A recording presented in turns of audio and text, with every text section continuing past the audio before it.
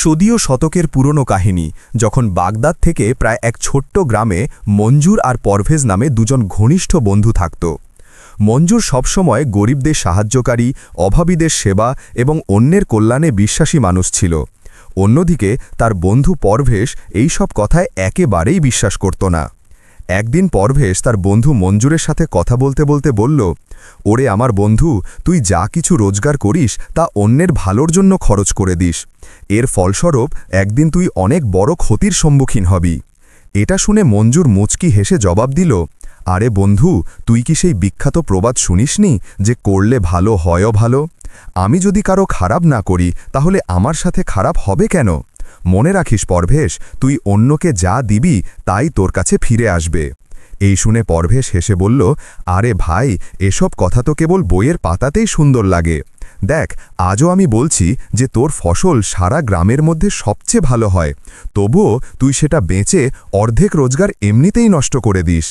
পরভেজের কথা শুনে মঞ্জুর হাসল এবং তারপর নিজের ঘরে চলে গেল। সে জানত না যে পরভেজ ভেতরে ভেতরে তাকে ঈর্ষা করতে শুরু করেছিল। মঞ্জুর চলে যাবার পর পরভেজ রেগে বিড়বিড় করতে লাগল এবং বলতে লাগল, এর ফসল সবচেয়ে ভালো হয় আর তার ওপর এই গ্রামে ভালো ঢোল পিটিয়ে বেড়ায়। আরে, লোকে একে এত সম্মান দেয়, অথচ আমাকে কেউ জিজ্ঞেসও করে না। এবার তো আমাকেই কিছু না কিছু করতে হবে। এক তো এ আমার কথা শোনে না, কিন্তু ঠিক আছে, এবার আমি ওকে বোঝাবো যে আমি কে। পরভেজও কিছুক্ষণ পর তার ঘরে চলে গেল।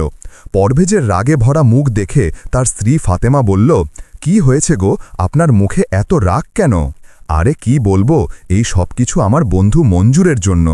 তার স্ত্রী অবাক হয়ে বলল, আমি কিছু বুঝলাম না গো। আরে ফাতেমা, তুই তো জানিস যে মঞ্জুরের ফসল পুরো গ্রামের মধ্যে সবচেয়ে ভালো হয়, আর সেই ফসল বেচে আধা অংশেরও বেশি রোজগার সে লোক দেখানোর জন্য মানুষের উপকারে লাগিয়ে দেয়। গ্রামের লোকেরা ওকে যতটা সম্মান করে আমাকে তো একদমই করে না। আমি ভেতরে ভেতরে জ্বলে যাচ্ছি। যদি এমন হতো যে মঞ্জুরের উর্বর জমিটা কেড়ে নেওয়া যেত, তাহলে এই লোক দেখানো লোকটার বুদ্ধি ঠিক হতো। তার স্ত্রী চোখ টিপতে টিপতে বলল, ওহ, তাহলে এই ব্যাপার, এর জন্য তো আপনাকে একটা উপায় বার করতে হবে। তারপর তার স্ত্রী তাকে বোঝাতে বোঝাতে বলল, ও গো, তোর বন্ধু জমিদার আর জমিদারের সাথে থেকেও তোর কোনো বুদ্ধি হলো না। এবার তুই আমার কথাটা মনোযোগ দিয়ে শোন। তুই তোর বন্ধু মঞ্জুরকে জমিদারের কাছ থেকে ঋণ নিতে প্ররোচিত কর। এই শুনে পরভেজ বলল, কি? আরে তোর মাথা ঠিক আছে তো? মঞ্জুরের এত উর্বর জমি আছে, ধন আছে, শেষমেশ ও আমার কথাই জমিদারের কাছ থেকে কেন ঋণ নেবে? তার স্ত্রী বলল, আরে তোর বুদ্ধি তো একেবারেই গোবর গণেশ। এবার একটু মনোযোগ দিয়ে আমার কথা শোন। এই বলে ফাতেমা পরভেজের কানে কানে ফিস ফিস করে কিছু বলতে লাগল। নিজের স্ত্রীর কথা শুনে পরভেজের মুখে একটা হাসি ফুটে উঠল, আর সে তার স্ত্রীর দিকে তাকিয়ে বলল, সত্যি ফাতেমা, তোর বুদ্ধির প্রশংসা করতেই হবে। বাহ, কি দারুণ উপায় বলেছিস, স্ত্রী যেন তোর মতোই হয়। পরের দিন পরভেজ জমিদারের কাছে গেল এবং তাকে বলল, জমিদার সাহেব, এই গ্রামের প্রায় সব জমি তো আপনার দখলে, শুধু কয়েকজন লোক বাদে, যেমন আমার বন্ধু মঞ্জুর। মঞ্জুরের জমি খুব উর্বর, আপনি কেন তার জমি দখল করে নিচ্ছেন না? এই শুনে জমিদার দাঁত কিড়মিড় করে বলল, আরে ভাই, দখল তো আর এমনিতেই হয় না, তার জন্য একটু বুদ্ধি বার করতে হয়। কিন্তু মঞ্জুর তো তোর বন্ধু, তাহলে তুই কেন চাস যে আমি তার জমি দখল করে নিই? পরভেজ মুখ বাঁকিয়ে বলল, কারণ মঞ্জুরের সেই ভালোর ভান করা আমার একদমই পছন্দ নয়। দেখুন জমিদার মশাই, আমার কাছে এমন একটা কৌশল আছে যার মাধ্যমে আপনি মঞ্জুরের জমি সহজেই দখল করতে পারবেন। এটা শুনে জমিদারের চোখে চমক চলে এলো এবং সে বলল, আচ্ছা ঠিক আছে, আমি নিজেও তো মঞ্জুরের জমি দখল করার স্বপ্ন দিনরাত দেখতাম। মনে হচ্ছে এবার খুব তাড়াতাড়ি আমার স্বপ্ন সত্যি হতে চলেছে। চলো, এবার তুমি তাড়াতাড়ি আমাকে তোমার কৌশলটা বলো। পরভেজ তার কৌশল বলতে শুরু করল। শুনুন জমিদার মশাই, আপনি আপনার কোনো বৃদ্ধ চাকরকে মঞ্জুরের বাড়িতে পাঠিয়ে দিন, যাকে মঞ্জুর একেবারেই চেনে না বা কখনো দেখেনি। সেই বৃদ্ধ মঞ্জুরের কাছে যাবে এবং তার মেয়ের বিয়ে না হওয়ার দুঃখের কথা বলবে এবং তারপর তার কাছে টাকা চাইবে। সে এত টাকা চাইবে যে মঞ্জুরের পক্ষে সেটা দেওয়া অসম্ভব হবে। আমি মঞ্জুরের স্বভাব জানি, সে সেই বৃদ্ধকে মানা করতে পারবে না, আর আমিও সেখানে উপস্থিত থাকব। আমি মঞ্জুরকে আপনার কাছ থেকে ঋণ নেওয়ার পরামর্শ দেব। ব্যাস একবার মঞ্জুর আপনার কাছ থেকে ঋণ নিলেই হলো, এরপর সেই ঋণের উপর ভারী সুদ চাপাতে থাকবেন। কৌশলটা শুনে জমিদার খুব খুশি হল এবং বলল, আরে বাহ, খুবই চমৎকার। আরে মানতে হলো পরভেজ, তুই তো সত্যিই পরভেজি বা পরামর্শদাতা। তোর মাথার জবাব নেই ভাই।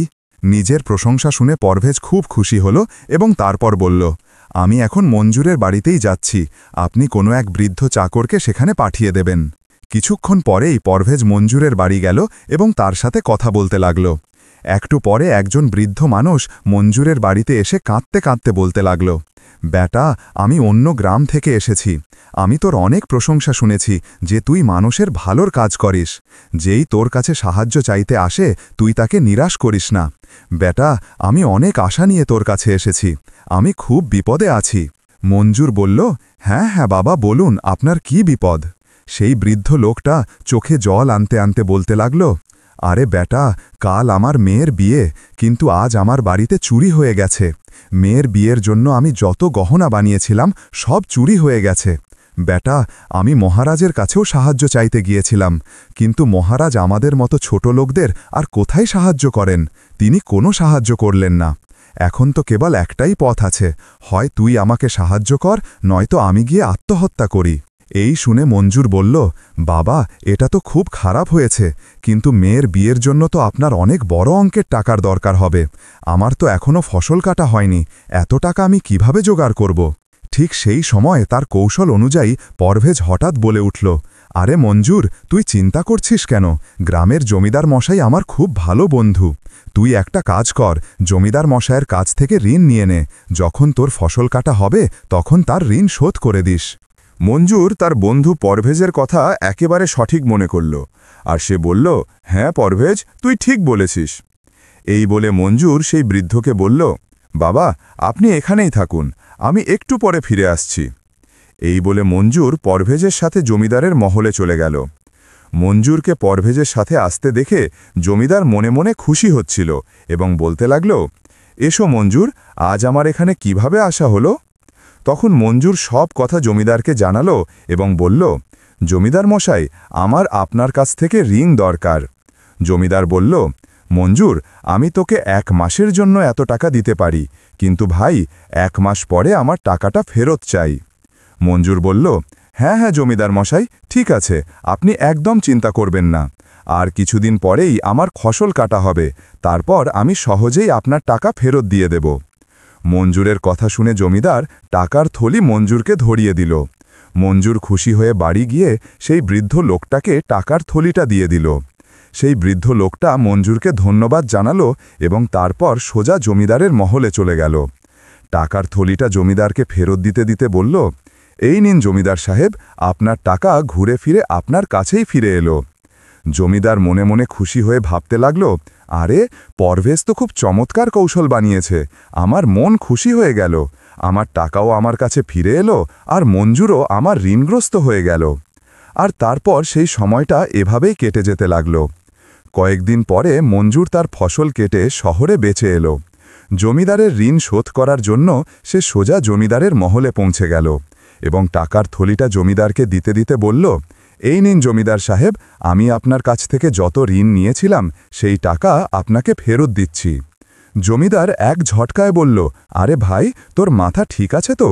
তুই যে টাকা আমাকে ফেরত দিচ্ছিস সেটা তো শুধু আসল টাকা। আরে ভাই, আমার তো সুদও চাই। এই শুনে মঞ্জুর ভীষণভাবে চমকে উঠল এবং বলল, কি? কিন্তু জমিদার সাহেব, আমার আর আপনার মধ্যে তো সুদের কোনো কথাই হয়নি। শুধু এই কথাই হয়েছিল যে আপনি আমাকে টাকা দেবেন আর আমি 1 মাস পরে আপনাকে আপনার টাকা ফেরত দিয়ে দেব। এর মধ্যে এই সুদ কথা থেকে এলো। জমিদার খেঁকিয়ে উঠল, আরে আমি তোকে ঋণ দেওয়ার ঠিকাদারি নিয়েছিলাম? আমাকে কি পাগলা কুকুরে কামড়েছিল যে আমি সুদ ছাড়া তোকে টাকা দেব? এ ভাই, আমি কিছু জানি না, আমার তো আমার টাকা সুদ সমেত ফেরত চাই। মঞ্জুর জমিদারের কথা শুনে বলল, ঠিক আছে, বলুন আপনার কত সুদ হয়েছে, আমি আপনাকে সুদও শোধ করে দেব। জমিদার মঞ্জুরকে সুদের এত বেশি টাকা বলল যে মঞ্জুর মাথা ঘুরে যাওয়ার মতো অবস্থা হলো। সে বলতে লাগল, এত ভারী সুদ? আরে এটা তো স্রেফ জুলুম জমিদার সাহেব, এত ভারী সুদ তো আমি আমার ক্ষেত বেচেও শোধ করতে পারবো না। এই শুনে জমিদার সঙ্গে সঙ্গে বলল, মঞ্জুর, কান খুলে শুনে নে, তোর ক্ষেত আর তোর নয়, আমার হয়ে গেছে। যতক্ষণ না তুই আমার টাকা সুদ সমেত ফেরত দিচ্ছিস, ততক্ষণ তোর ক্ষেতের ওপর আমার দখল থাকবে। ব্যাস, কথা শেষ, এবার বেরো এখান থেকে। এই শুনে মঞ্জুর রেগে গিয়ে বলল, এটা তো আমার সাথে স্রেফ প্রতারণা, তুমি দেখে নিও জমিদার, আমি এর অভিযোগ মহারাজের কাছে করব। পরের দিন মঞ্জুর রাজা আদিলের মহলে পৌঁছে গেল এবং পুরো ঘটনা রাজা আদিলকে জানাতে জানাতে বলল, মহারাজ, কি জয় হোক! মহারাজ, আমার সাথে খুব অন্যায় হয়েছে, আমাকে সাহায্য করুন, নয়তো আমি বরবাদ হয়ে যাব। রাজা মঞ্জুরের কথা শুনে বললেন, মঞ্জুর, তুই যা কিছু বলেছিস তা শুনে আমারও খুব রাগ হচ্ছে, কিন্তু আমি জমিদার আর তোর বন্ধু পরবেজকেও মহলে ডাকাব, তাদের কাছ থেকেও পুরো ব্যাপারটা বুঝব, তারপরই কোনো সিদ্ধান্ত দেব। কিছুক্ষণ পরে পরবেজ আর জমিদার দুজনেই রাজার সামনে দাঁড়িয়েছিল। রাজা জমিদারকে জিজ্ঞেস করলেন, মঞ্জুর আমাকে বলেছে যে তুই তোর ইচ্ছে মতো ভারী সুদ চাপিয়ে মঞ্জুরের ক্ষেত দখল করে নিয়েছিস। এই শুনে জমিদার বলতে লাগল, দখল করে নিয়েছি? আরে, এটা তো স্রেফ আমার ওপর মিথ্যা দোষারোপ মহারাজ, এই মঞ্জুর মিথ্যে বলছে। আসলে সুদের কথা বলার পরেই আমি ওকে টাকা দিয়েছিলাম। যদি আমার কথায় আপনার বিশ্বাস না হয় তবে আপনি পরবেজকে জিজ্ঞেস করুন, এও তো সেখানেই উপস্থিত ছিল। পরবেজ তো মঞ্জুরের বন্ধু, সে তো আর মিথ্যে বলবে না। কেন ভাই পরবেজ, তুই বল না। তখন রাজা পরবেজকে জিজ্ঞেস করলেন, পরবেজ, এটা কি সত্যি? পরবেজ হাত জোর করে বলতে লাগল, আজ্ঞে মহারাজ, জমিদার মশাই একদম সত্যি বলছেন। এই শুনে মঞ্জুর ভীষণভাবে চমকে গেল এবং পরবেজকে বলল, তুই কি বলছিস পরবেজ? পরবেজ বলল, হ্যাঁ, আমি একদম ঠিক বলছি মঞ্জুর, কেনই বা আমি তোর জন্য মিথ্যে বলতে যাব? এমনিতেই আমি গ্রামে তোর মিথ্যা প্রশংসা শুনে শুনে ক্লান্ত হয়ে গেছি। এই শুনে রাজা জিজ্ঞেস করলেন, তুই কি বলতে চাস পরবেজ? পরবেজ বলল, মহারাজ, সোজা কথা হলো এই যে মঞ্জুর একজন মিথ্যাবাদী লোক। তার রোজগারের আধা অংশ মানুষের ভালোর জন্য দান করে দেয়, এমনটাই গ্রামবাসী মনে করে। কিন্তু আমি জানি মহারাজ, কেবল লোক দেখানোর জন্য এমনটা করে, যাতে লোকেরা আপনাকে নয় বরং একেই নিজেদের রাজা মনে করে। খুব চালাক লোক মহারাজ। এইটুকু শুনেই মঞ্জুর চিৎকার করে বলল, স্রেফ মিথ্যে বলছে মহারাজ, এমন কিছুই না। রাজা রেগে মঞ্জুরকে জিজ্ঞেস করলেন, আচ্ছা, তাহলে তুই এটা বল যে এই কথাটা কি সত্যি নয় যে তুই তোর রোজগারের আধা অংশ মানুষের ভালোর জন্য দান করে দিস? মঞ্জুর বলল, জি মহারাজ, এই কথা একেবারেই সত্যি। তখন রাজা অসন্তুষ্ট হয়ে বললেন, তাহলে কি তুই নিজেকে রাজা মনে করিস? এই রাজ্যের রাজা তো আমরা, মানুষকে সাহায্য করা আমাদের কাজ। আমি তোকে এই ব্যাপারে কোনো সাহায্য করতে পারবো না। যদি তুই তোর টাকা এইভাবে নষ্ট না করে বুদ্ধি করে কাজ করতিস, তাহলে আজ তোর কাছে এত ধন থাকত যে তুই এই জমিদারের টাকা সুদ সমেত ফেরত দিতে পারতিস। এই সময় জমিদারও মাঝে কথা বলে উঠল, মহারাজ, আমি জানি মঞ্জুরের কাছে এখন আর কিছুই নেই, কিন্তু মঞ্জুর আমার গ্রামের লোক, ওর এই খারাপ অবস্থা দেখেও আমার ওর উপর দয়া হচ্ছে। শেষমেশ বেচারা তো আমার গ্রামেরই তো। একটা কাজ করা যেতে পারে মহারাজ। রাজা জিজ্ঞাসা করলেন, তুই কি বলতে চাস? জমিদার বলল, মহারাজ, আমি এটা বলতে চাই যে আমি জানি মঞ্জুর এখন আর কখনোই আমার টাকা সুদ সমেত ফেরত দিতে পারবে না, সেটা তো আপনি দেখতেই পেয়েছেন। এখন আমি চাই যে আপনি নিজেই এটা ঘোষণা করে দিন যে আজ থেকে মঞ্জুরের ক্ষেত আমার হলো, আর এর বদলে আমি এক টুকরো ছোট জমি মঞ্জুরকে দিতে প্রস্তুত, যাতে সেই জমিতে চাষ করে সে বেচারা নিজের জীবন চালাতে পারে। এতটা তো আমি করতেই পারি মহারাজ। মঞ্জুর চমকে জিজ্ঞেস করল, কি? আরে জমিদার, তুই কি সেই ছোট অনুর্বর বন্ধা জমির টুকরোটার কথা বলছিস না? জমিদার বলল, হ্যাঁ, তুই ঠিক ধরেছিস, সেই ক্ষেতটাই আমি তোকে দিতে চাই। এখন এর চেয়ে বেশি আর আমি কী বা করতে পারি ভাই, ক্ষেত তো ক্ষেতই হয়। রাজা রায় শোনালেন, আজ থেকে মঞ্জুরের ক্ষেত জমিদারের হলো, আর জমিদারের ক্ষেতের যে টুকরো সে মঞ্জুরকে দিচ্ছে সেটা মঞ্জুরের হলো। ব্যাস, এবার তোমরা সবাই এখান থেকে যেতে পারো। মঞ্জুর বেচারা মুখ ঝুলিয়ে নিজের বাড়ি ফিরে এলো, তার চোখ দিয়ে জল গড়াচ্ছিল। অথচ জমিদার আর পরবেজ তাদের কৌশল পুরোপুরি সফল হওয়ায় খুব খুশি ছিল। মঞ্জুর যখন নিজের বাড়িতে পৌঁছালো তখন তার চোখে জল ছিল। তার স্ত্রী আয়েশা তার চোখের জল দেখে বলতে লাগল, শেষমেশ আপনাকে মানুষের উপকার করে কি লাভ হলো, আপনি তো রাস্তায় চলে এলেন। মঞ্জুর বলল, না আয়েশা, না, আমার এখনও বিশ্বাস আছে যে ভালো কর্মীর ভালোই হয়। বলল, আমার জমিদারের প্রতি কোনো অভিযোগ নেই, ওর তো নিয়তই খারাপ ছিল, কিন্তু আমার অভিযোগ আমার বন্ধু পরভেজের প্রতি। আমি এটাই বুঝতে পারলাম না যে আমার বন্ধুই আমার সবচেয়ে বড় শত্রু। পরের দিন মঞ্জুর জমিদারের দেওয়া সেই অনুর্বর ক্ষেতের দিকে চলে গেল। সে তার কাজ শুরু করতে যাচ্ছিল, ঠিক তখনই মঞ্জুর দেখল সেই অনুর্বর জমির সামনে ঘন ঝোপঝাড়ের মধ্যে দুজন সিপাহী লুকিয়ে বসে আছে এবং তারা নিজেদের মধ্যে কিছু কথা বলছে। মঞ্জুর চুপি চুপি তাদের কাছে পৌঁছে গেল এবং একটা গাছের পেছনে লুকিয়ে তাদের কথা শুনতে লাগল। সেই দুজন সিপাহী একে অন্যকে বলছিল, তুই কি কৌশলটা ঠিকমতো করেছিস তো? এমন যেন না হয় যে রাজমহলে আমরা ধরা পড়ে যাই। দ্বিতীয় সিপাহী বলল, আরে ভাই, চিন্তা করিস না, রাজা আদিলের উজির আমাদের সাথে হাত মিলিয়েছে। রাতের বেলায় আমরা মহলের দরজা খোলা পাব। আজ রাতে আমরা দুজন রাজা আদিলকে মেরে ফিরে যাব। এটুকু কথা বলে সেই দুজন সিপাহী সেখান থেকে চলে গেল। তারা যেতেই মঞ্জুর নিজের মনে বলতে লাগল, আচ্ছা, তাহলে মহারাজের জীবন বিপন্ন। আর তারপর মঞ্জুর দৌড়ে রাজমহলের দিকে রওনা হল। রাজমহলের বাইরে তার নজর রাজা আদিলের ছেলে রাজকুমার আমিরের ওপর পড়ল। মঞ্জুর দৌড়ে রাজকুমার আমিরের কাছে পৌঁছাল এবং পুরো ঘটনা তাকে জানাল। সব কথা শুনে রাজকুমার আমির জিজ্ঞেস করলেন, তুই কি সত্যি বলছিস? মঞ্জুর জানাল, হ্যাঁ রাজকুমার, আমি নিজের কানে ওদের দুজনের কথা শুনেছি। রাজকুমার বললেন, ঠিক আছে, তাহলে তুই আমার সাথে রাজমহলে চল। এই খবরটা তুই নিজে মহারাজকে শোনাবি। এই কথা শুনে মঞ্জুর বলল, না রাজকুমার, আপনি এই খবরটা আপনার বাবাকে জানিয়ে দিন। রাজকুমার বললেন, আরে তুই কেমন মানুষ, তুই কি পুরস্কার পেতে চাস না? মঞ্জুর রাজকুমারের কথার কোনো জবাব দিল না এবং সেখান থেকে চলে গেল। নিজের অনুর্বর ক্ষেতের দিকে ফিরে এসে আবার পরিশ্রম করতে লাগল। সে কড়া রোদে লাঙল চালানোর চেষ্টা করছিল। ঠিক তখনই মঞ্জুরের এমন মনে হল যেন মাটির ভেতরে কিছু একটা পোঁতা আছে। মঞ্জুর তাড়াতাড়ি মাটি খুঁড়তে লাগল।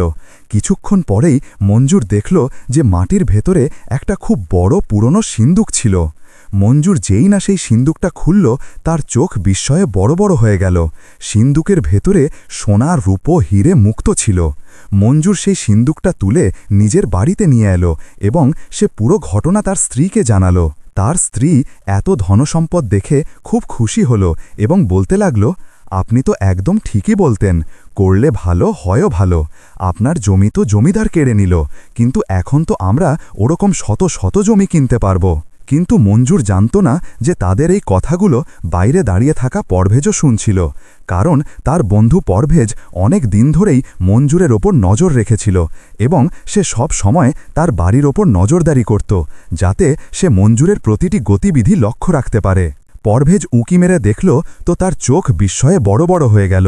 সে ভাবতে লাগল, আরে এ তো আবার খুব ধনী হয়ে গেল, আমাকে এই খবরটা তাড়াতাড়ি জমিদারকে জানাতে হবে। পরভেজ সেই মুহূর্তেই দৌড়ে জমিদারের কাছে পৌঁছাল এবং তাকে পুরো ঘটনা জানাতে জানাতে বলল, জমিদার, তুই বড়াই করার জন্য রাজাবাবুর সামনে যে অনুর্বর ক্ষেতটা মঞ্জুরকে দিয়েছিস না, আরে সেই অনুর্বর জমি থেকে একটা খুব বড় এবং পুরনো সিন্দুক বেরিয়েছে, যার মধ্যে সোনা রূপো ভরা আছে। সেই সব সোনা রূপোর ওপর তোর হক থাকা উচিত। এই শুনে জমিদার বলল, কি বলছিস? যদি এমন কথা হয় তাহলে আমি সেই সিন্দুকটা মঞ্জুরের কাছ থেকে ফেরত নিয়ে নেব। এরপর জমিদার আর পরভেজ দুজনেই মঞ্জুরের বাড়িতে চলে গেল। সেখানে পৌঁছে জমিদার মঞ্জুরকে রাগের সাথে বলতে লাগল, মঞ্জুর, আমার সিন্দুক আমাকে ফেরত দে। ওই সোনা আর রূপোয় ভরা সিন্দুকটা আমার অনুর্বর জমি থেকে বেরিয়েছে। লাহ, সেই সিন্দুক আমাকে ফেরত দে। কিন্তু মঞ্জুর কড়া গলায় জবাব দিল, বাজে কথা বন্ধ কর জমিদার, তুই ওই জমি মহারাজের সামনে নিজে থেকেই আমার নামে করে দিয়েছিস। এখন ওই জমির ওপর তোর কোনো হক নেই। ওই জমি থেকে সোনা বেরোক বা মাটি, তার ওপর একমাত্র আমারই হক। যখন জমিদার আর পরভেজের আর কোনো পথ খোলা রইল না, তখন তারা দুজনেই দৌড়ে রাজমহলে পৌঁছে গেল। জমিদার রাজা আদিলকে বলতে লাগল, মহারাজ, কি জয় হোক। মহারাজ, আপনি মঞ্জুরের যে উর্বর জমি আমার নামে করে দিয়েছিলেন, সেই উর্বর জমি থেকে সোনা রূপোয় ভরা একটি খুব পুরনো সিন্দুক বেরিয়েছে, কিন্তু মঞ্জুর সেটা নিজের দখলে নিয়ে নিয়েছে। দয়া করে মহারাজ, আমাকে আমার সম্পত্তি ফিরিয়ে দিন। এই শুনে রাজা হুকুম দিলেন, সিপাহীরা মঞ্জুরকে ধরে রাজদরবারে হাজির করা হোক। কিছুক্ষণ পরেই মঞ্জুর সেখানে রাজার সামনে দাঁড়িয়েছিল। রাজা তাকে জিজ্ঞেস করলেন, মঞ্জুর, জমিদার বলছে যে তোর উর্বর জমি থেকে সোনা আর রূপোয় ভরা একটা সিন্দুক বেরিয়েছে, অথচ ওই জমি এখন জমিদারের। মঞ্জুর রাজাকে বলল, মহারাজ, জমিদার মিথ্যা বলছে। সিন্দুক জমিদারের অনর্বর জমি থেকে বেরিয়েছে, আর সেই জমি আপনি নিজে আমার নামে করে দিয়েছেন। তখনই পরভেজ বলল, মহারাজ, এই মঞ্জুর মিথ্যা বলছে। এ আমার ছোটবেলার বন্ধু, আর আমি একে খুব ভালো করে জানি। এ খুব লোভী, আর এখন আমার বুঝতে বাকি নেই যে এ কিভাবে মানুষের উপকার করত, কারণ এ একজন চোরও বটে।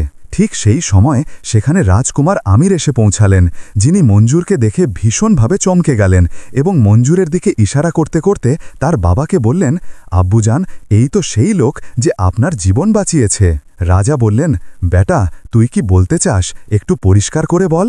আব্বুজান, কাল অন্য রাজ্যের গুপ্তচররা ধরা পড়েছে, যারা আপনাকে খুন করার মতলবে ছিল। আর এই খবরটা আমাদের এই লোকটাই দিয়েছিল। এটাও জানিয়েছিল যে আস্তিনের সাপ হলো আমাদের উজির, যে আপনাকে মারতে চেয়েছিল। এই পুরো ঘটনা সম্পর্কে আমাকে এই লোকটাই জানিয়েছিল। আমি তাড়াহুড়োয় ওর নাম জিজ্ঞাসা করতেও ভুলে গিয়েছিলাম। আমি ওকে বলেও ছিলাম যে এই খবরটা তুই নিজে মহারাজকে জানিয়ে দে, উনি তোকে পুরস্কারও দেবেন, কিন্তু এ মানা করে দিয়েছিল।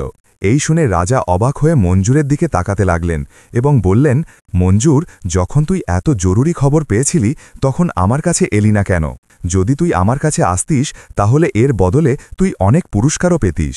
মঞ্জুর বলল, মহারাজ, আমার বাবা আমাকে সবসময় একটাই কথা শিখিয়েছিলেন, করলে ভালো, হয়ও ভালো। আপনার জীবন বাঁচানো তো আমার কর্তব্য ছিল। সত্যি মানুষ সেই হয় যে ভালোর বিনিময়ে কিছু পাওয়ার আকাঙ্ক্ষা রাখে না। এই শুনে রাজা বললেন, এই লোকটার সততা এখন আমার কাছে পরিষ্কার হয়ে গেছে, আর আমার আফসোস হচ্ছে যে আমি এর সাথে কত বড় অন্যায় করেছি। রাজা রেগে পরভেজ আর জমিদারকে বললেন, তোরা দুজন সোজাভাবে সত্যি কথা উগড়ে দে, নয়তো তোদের দুজনের গলা ধর থেকে আলাদা করে দেওয়া হবে। জমিদার আর পরভেজ ভীষণভাবে ভয় পেয়ে গেল এবং তারা পুরো সত্যিটা মহারাজকে জানিয়ে দিল। রাজা আদিল রাগের মাথায় তাদের দুজনের গলা তাদের ধর থেকে আলাদা করতে যাচ্ছিলেন। ঠিক তখনই মঞ্জুর রাজাকে বলল, মহারাজ, আমার আপনার কাছে অনুরোধ, আপনি ওদের দুজনকে ক্ষমা করে দিন। রাজা বললেন, আরে তুমি কেমন মানুষ? ওরা দুজন তোমার সাথে এত বড় অন্যায় করল, তবুও তুমি ওদের জীবন বাঁচাচ্ছ। মঞ্জুর বলল, আমি আবার আমার উক্তিটা বলতে চাই, মহারাজ, করলে ভালো, হয়ও ভালো। ওরা দুজন আমার সাথে খুব খারাপ করতে চেয়েছিল, কিন্তু দেখুন না খোদা আমাকে কি দিয়ে দিলেন। জমিদারের ক্ষেত থেকে আমি গুপ্তধন পেলাম, আর এখন আমি ওরকম শত শত ক্ষেত কিনতে পারব মহারাজ। আর তার ওপর জমিদারের ক্ষেতের কারণেই আমি আপনার বিরুদ্ধে হওয়া অন্যায়ের ষড়যন্ত্রের ব্যাপারেও জানতে পারলাম। এই শুনে রাজা আদিল মুচকি হাসতে লাগলেন এবং বললেন, হ্যাঁ মঞ্জুর, তুমি একদম ঠিক বলেছ, করলে ভালো, হয়ও ভালো। কিন্তু তবুও আমি ওদের দুজনকে ক্ষমা করতে পারব না, কারণ আমার পক্কা বিশ্বাস আছে যে ওদের মুক্ত রাখা ঠিক হবে না। ভবিষ্যতে ওরা তোমার বিরুদ্ধে কোনো না কোনো ষড়যন্ত্র নিশ্চয়ই করবে, নয়তো ওরা অন্য কাউকে বরবাদ করে দেবে। তারপর রাজা আদিল ওদের দুজনকে কালকোঠরিতে ভরে দিলেন এবং মঞ্জুরকে ঢের সারি মুদ্রা বা স্বর্ণমুদ্রা পুরস্কারে দিলেন। তারপর মঞ্জুর নিজের স্ত্রী আর সন্তানদের সাথে ভালো জীবন কাটাতে লাগল। এই গল্প থেকে আমরা এই শিক্ষা পাই যে সৎকর্ম এবং সততা কখনো বৃথা যায় না। যে মানুষ অন্যের হক মেরে মিথ্যা আর প্রতারণা করে নিজের জন্য আরাম চায়, সে কিছু সময়ের জন্য সফল দেখা যেতে পারে, কিন্তু শেষে তার পরিণতি সবসময় খারাপই হয়। মঞ্জুর ধৈর্য, ভরসা আর সততার পথ বেছেছিল, আর অন্যদিকে পরভেজ চালাকি, মিথ্যা আর লোভের পথ বেছেছিল, আর এটাই তাদের পরিণতির মধ্যে পার্থক্য দেখায়। এই গল্প থেকে আমরা এটাও বুঝতে পারি যে আল্লাহ সবসময় তার সাথেই থাকেন যে সৎ, ধৈর্যশীল এবং ভালো নিয়ত রাখে। দুনিয়ার ধন, খ্যাতি আর ক্ষমতা সবই নষ্ট হয়ে যাবার জিনিস, কিন্তু সততা আর নেকি সবসময় অক্ষত থাকে। যদি আপনাদের আমাদের এই গল্প ভালো লেগে থাকে তাহলে ভিডিওটিকে লাইক করুন, শেয়ার করুন এবং কমেন্ট বক্সে আপনাদের মূল্যবান মতামত অবশ্যই দিন। আর আমাদের ইউটিউব চ্যানেল সুরাইয়া ভয়েসকে সাবস্ক্রাইব করতে ভুলবেন না। ধন্যবাদ।